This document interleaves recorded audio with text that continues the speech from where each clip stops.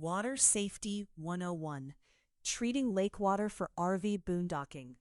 When boondocking, camping off-grid in an RV, lakes are a tempting source of fresh water.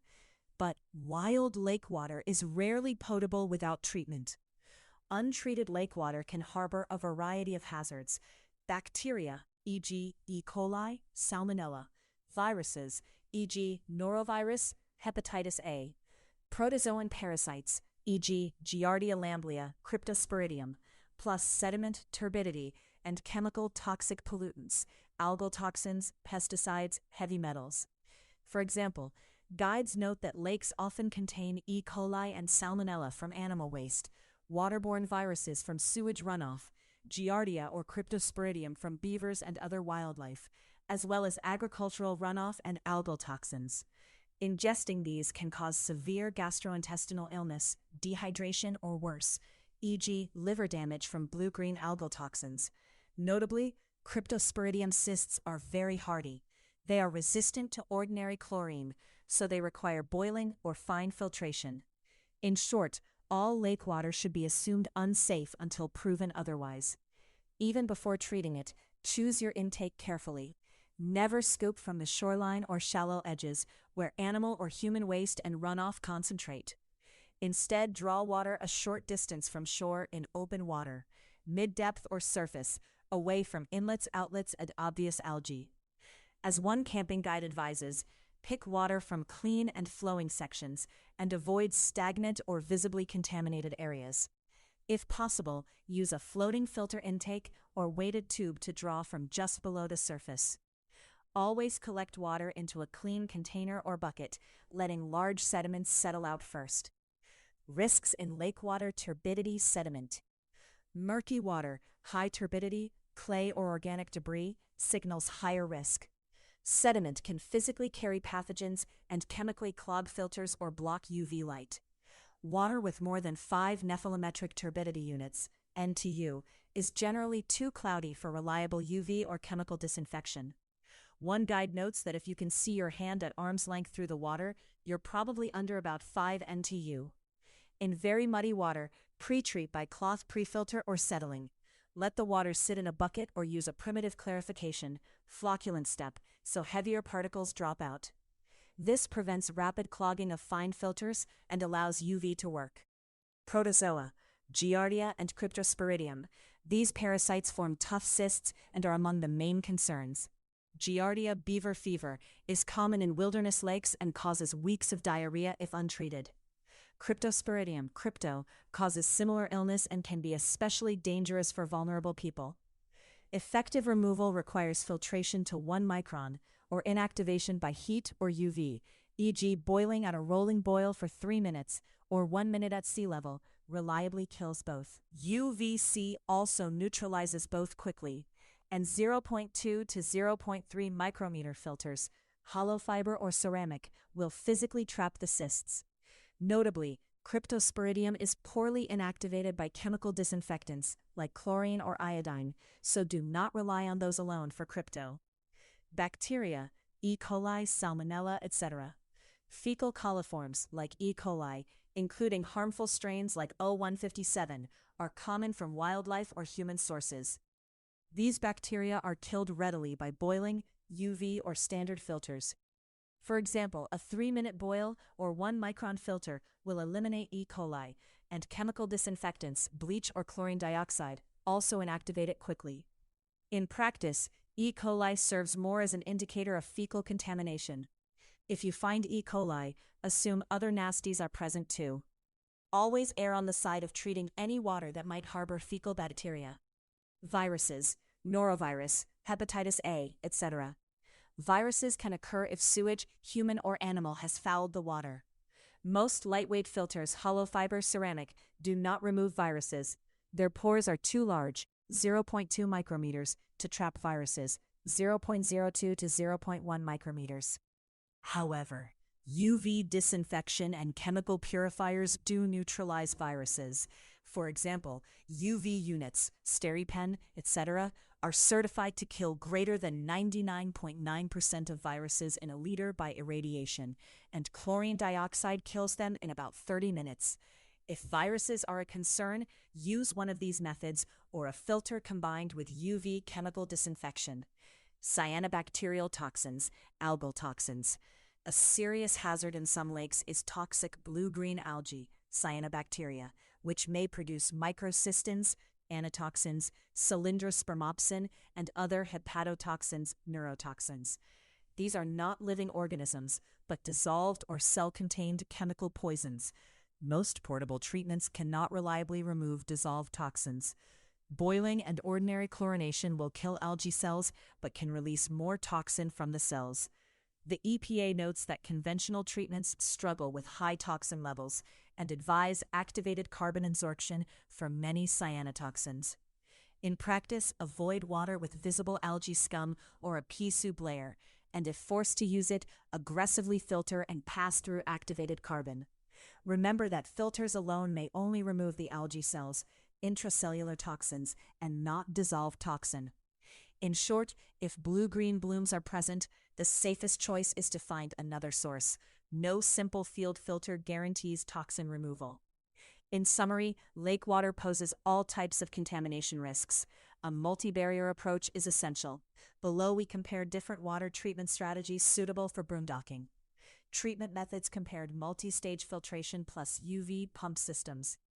The ultimate safety comes from combining steps. A typical rig might be settling plus cloth pre-filter, 5-micron sediment filter, activated carbon block, UV sterilizer. Water is drawn by a pump, often 12-volt RV pump or hand pump, flows through the stages and is treated on the fly. Flow rate and power: with a 12-volt pump, 1 to 2 gallons per minute, about 4 to 8 liters per minute. You can fill tanks or containers quickly. UV units, e.g. a 12-volt Sterilite or Aqua Ranger, typically run at a few watts and purify at about 2 to 3 liters per minute. Commercial units up to 5 liters per minute. Nozzles and hoses are back pressure rated for 50 to 100 psi. A drawback is power. The pump and UV lamp need battery shore power or solar charging. Consumables: replaceable filters, sediment and block, and carbon. UV lamp, life about 10,000 liters or 8,000 activations for SteriPen, and quartz sleeve cleaning. Activated carbon should be replaced when it stops absorbing taste or after a few hundred liters. Effectiveness: sediment 5 microns, removes most sand silt and protects downstream filters. Carbon block removes many chemicals, pesticides, and improves taste. Importantly, it also absorbs some cyanotoxins like microcystins. UV irradiation, if water is pre-clear, kills all microorganisms: bacteria, viruses, giardia, cryptosporidium, etc. This is the ultimate backup. In short, combining these methods gives the highest reliability. Protozoa and viruses. Mechanical filters took care of bacteria and protozoa, and UV covers viruses that filters miss. Reliability: very good if maintained, but dependent on electricity and equipment. Worst case, if pump or UV fails, you have backups, see kit below. Requires more setup, hoses, spare parts. On the plus side, high throughput and can handle multiple kitchers, tanks at once. Ceramic gravity filters. Ceramic or glass fiber gravity filters like the Katadyn Combi, Katadyn Basecamp, Big Berkey, etc. Use gravity flow through ceramic and often an activated carbon core. Flow rate and power: no power needed, just fill the upper chamber and let gravity do the work. Flow is slower, typically 0.5 to 2 liters per hour per filter element once water is flowing, often less initially until taps are open. For example, the Katadyn Basecamp offers steady gravity filtration, but may require an hour to filter a few gallons. By contrast, a pressurized ceramic pump unit like Katadyn Combi yields about 1 liter per minute under pump. Consumables. Ceramic cartridges last thousands of liters. Lifetime depends on water quality, often 1,500 to 6,000 plus liters. Most have a carbon core that needs periodic replacement, about every 400 liters in the Combi. Cleaning old accumulations with a brush prolongs life. No batteries or fuel to carry. Effectiveness. Ceramic depth filters with pore sizes about 0.2 micrometers trap bacteria and protozoa, giardia, crypto. The Combi filter's 0.2 micrometer ceramic plus carbon stage, for example, removes bacteria, protozoa, and other microorganisms plus chemicals via carbon. Viruses are not removed by these, too small. Someone must use UV or chemicals downstream if viruses are suspected. Gravity filters excel at sediments. They gradually eliminate turbidity, but do require that water has already settled a bit. Reliability. Very reliable, no moving parts or batteries, but heavy and bulky. Ceramic filters and stands can weigh several kilograms. They will clog if fed muddy water, so pre-settling or cloth pre-filter is still recommended. Good choice for base camp or RV park use to produce large amounts of water, but less convenient for hand-carry backpacking. Users recommend always bringing a backup method in case the plumbing or cartridge leaks or is damaged. Chemical purification, chlorine dioxide, iodine. Chemicals come as tablets or drops that disinfect by oxidation. Catadine micropore and Aquamira are common chlorine dioxide options. Iodine tablets are less favored. Taste, limited protozoa efficacy. Flow rate and power. These are batch treatments. Fill a container with collected lake water and add the specified dose of chemical. No external power needed. Weight is very low. A pack of pills or drops weighs a few tens of grams. Treatment time. Chlorine dioxide is slowest. At 20 degrees Celsius, it kills bacteria in about 15 minutes, viruses in about 30 minutes, and cryptosporidium in about 4 hours, even longer in cold water, up to 8 to 10 hours near 40 degrees Fahrenheit. Iodide is faster. 15 to 30 minutes kill for bacteria, but still ineffective against crypto. Always allow at least the full recommended contact time in the user guide, typically 4 hours for crypto. Consumables, 1 tablet per liter. Micropore NP1 does 1 liter per tablet. 4-hour contact, 4 ppm final chlorine dioxide. A 20-tablet pack treats about 20 liters, costing around $15. Tablets have a long shelf life, years. After treatment, no additional filtering is required. The water can be poured directly from the container.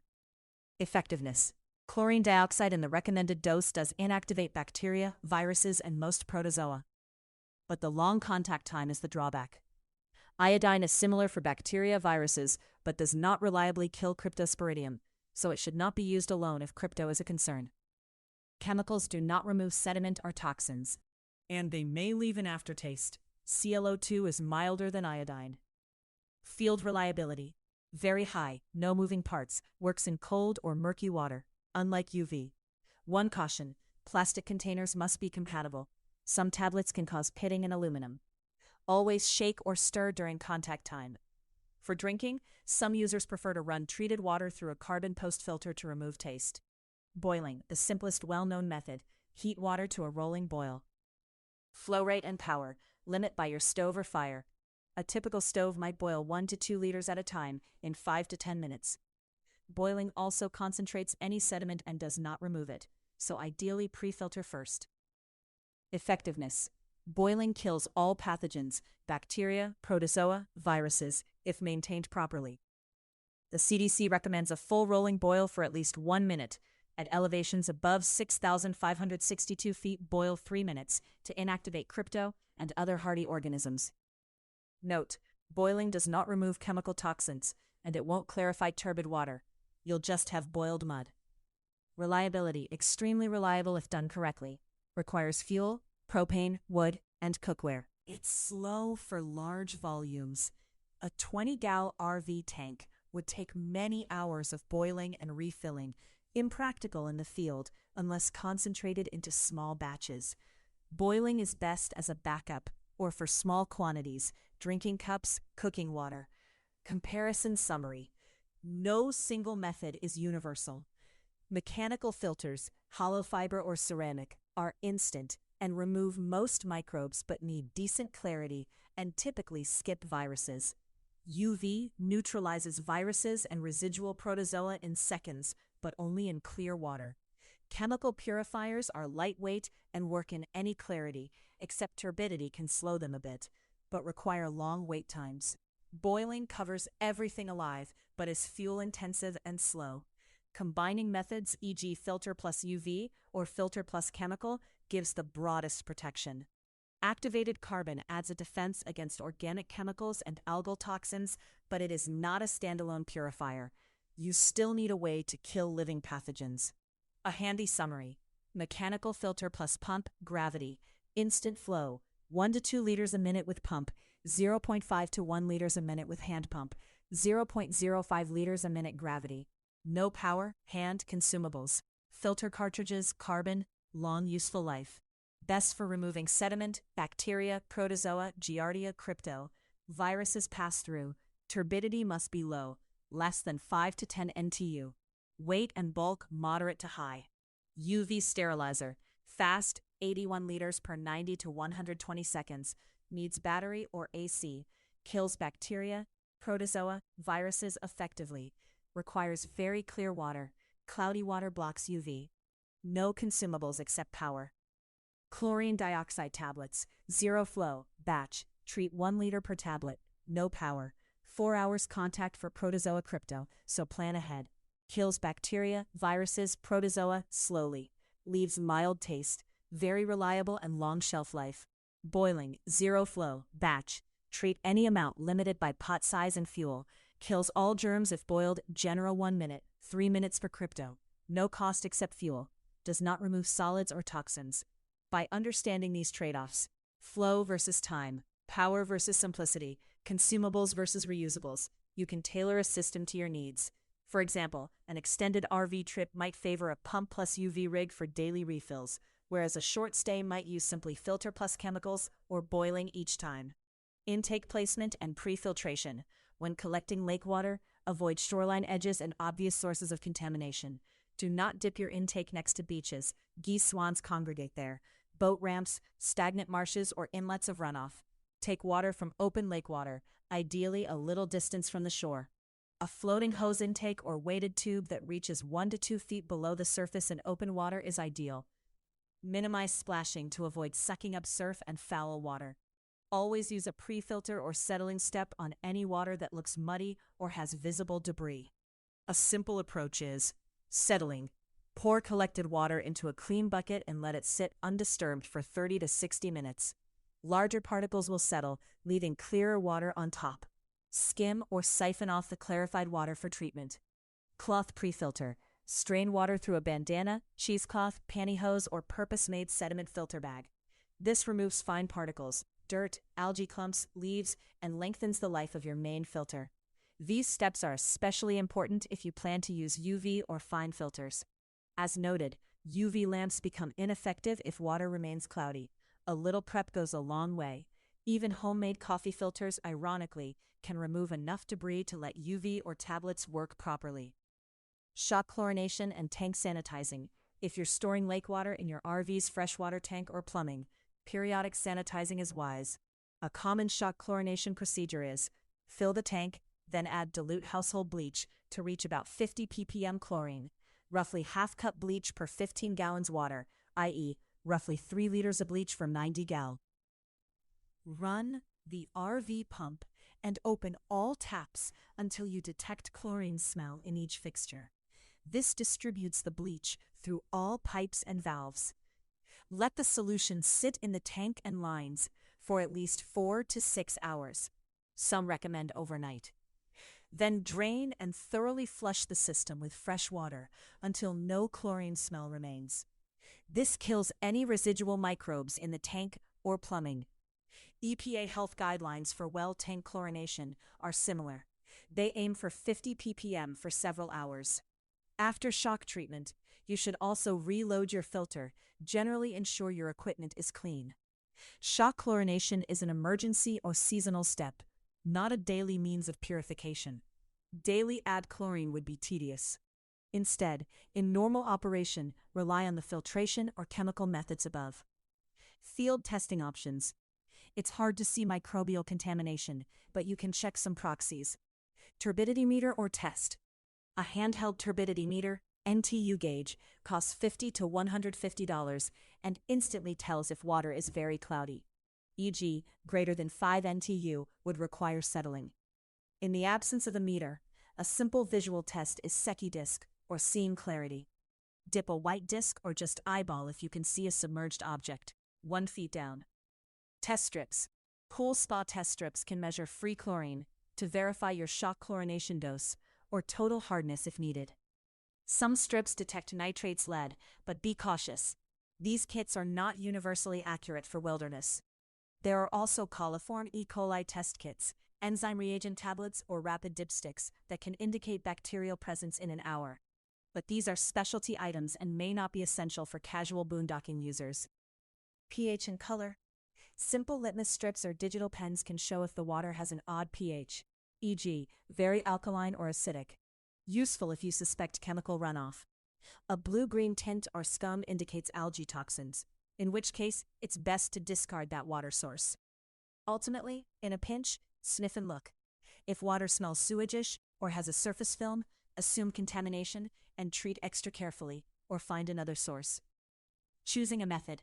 Decision guidelines.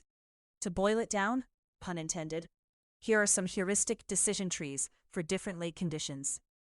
Clear alpine lake, low turbidity, no visible bloom. You can rely on most methods. A basic filter, e.g. 0.2 micrometer pump filter or gravity filter, will handle sediment and microbes. Follow the filter with UV or tablets to kill any remaining viruses. If you have a UV pen and batteries, a liter in about 90 seconds of treatment is quick. Boiling also works reliably for gallons at a time. In short, mechanical plus UV boil chem is ample for pristine water. Murky or silty water. First settle and pre-filter vigorously. Use a coarse pre-filter and then a 5 to 10 micron cartridge if possible. Sand, grit will clog fine filters and ruin UV. Once much of the sediment is removed, you have choices. Either filter through a hollow fiber pump, which handles some turbidity if pre-filtered, or use chemicals, since tablets work even in opaque water. For example, one might let 20 liters settle, pour through a bandana, then pump the water through a Sawyer or Catadine. Alternatively, collect in jugs and treat with chlorine dioxide overnight. Do not use UV until water is mostly clear. See above. Algae-prone or stagnant lake. Best to avoid drinking from heavy green lakes entirely. If no alternative, assume toxins, filter out algae cells, thick cloth, and treat for microbes. Then, if you have an activated carbon filter or chemical adsorbent like specialty carbon block or powdered carbon, use it to reduce dissolved toxins. For safety, consider multiple steps, e.g. pump filter, carbon filtration, like a Berkey filter element, or add carbon powder, tablet, or boiling. None of these guarantee toxin removal, so treat as a last resort and keep doses low. These steps illustrate stacking methods to cover weaknesses. For example, if viruses or floodwater suspected, e.g. lake downhill from a ranch, always include UV or chemical steps, since mechanical filters alone won't catch viruses. If cryptosporidium is the top concern, water near elk, beaver, boil or filter to 1 micrometer. Remember that crypto resists normal chlorine, so chemical only is risky unless you wait 4+ hours with chlorine dioxide. If power is limited, no battery solar, rely on gravity plus filter and chlorine dioxide or boiling. Ceramic gravity filters, e.g. Berkey, plus a chlorine tab is very robust. In short, clear water, simplest method works. Dirty water, combine settling plus fine filter, mechanical, plus disinfection, UV chemical. Algae, treat as dangerous and use the most stringent and multi-step approach. Pack list for redundancy. A redundant water treatment kit, so you have backups if one part fails, might include pre-filter cloth, bandana, or folded coffee filter for settling. Pump filter unit, e.g. Sawyer Squeeze or Katahdin Hiker Combi with spare cartridges or ceramic element. Includes hand pump or compatible hoses. Gravity filter if weight allows, like a folded Katahdin base camp or 2 Berkey filters, or a collapsible filtration bucket. UV purifier, SteriPen or battery-powered UV lamp, plus extra batteries/charger. Chemical tablets, chlorine dioxide such as Katahdin Micropure or Aquamira, and a few iodine tablets for emergency. Boiling kit, small camp stove or pot, if not already an RV kitchen, and cup. Test tools, pocket turbidity meter or white Secchi disc paper, chlorine test strips, and possibly an E. coli test kit for thoroughness. Collection tools, collapsible bucket or jug, 5 to 10 liters, funnel, gloves, and bleach oral pipette for adding chemicals. Spare parts and consumables, extra O-rings, tubing, filter gaskets, carbon blocks, and a field cleaning brush for pumps. Documentation, dosage guidelines, bleach tablets, and sinks for disposal. A waterproof notepad for recording test results if needed. Being prepared means you can mix and match if water conditions change. For example, always carry at least 2 types of treatment, a pump filter and chemicals, and/or boiling fuel. This way, if your filter clogs, you can still boil or chlorinate, and vice versa. Conclusion: in RV boondocking, never assume lake water is safe. Plan ahead with layered purification, strain or settle out dirt, then kill or remove pathogens with filters, UV, chemicals, or heat. Know the strengths and limits of each method. For instance, mechanical filters clear turbidity and microbes, but miss viruses. UV kills viruses but needs clear water. Chlorine dioxide works in cloudy water but needs hours of contact. Activated carbon might help against oddly tasting chemicals or cyanotoxins, but it is no substitute for disinfecting. By placing your intake wisely, testing or observing the water's clarity, and combining at least 2 treatment steps, e.g. filter plus UV or filter plus chemical, you can make lake water safe for cooking and drinking. When in doubt, overtreat. Double the contact time or add an extra filter or some bleach. With the right gear, some patience, and these guidelines, you'll stay hydrated and healthy while living off the grid. All links to sources are available in the text version of this article. You can find the full article at boondocking.tips. Thanks for listening.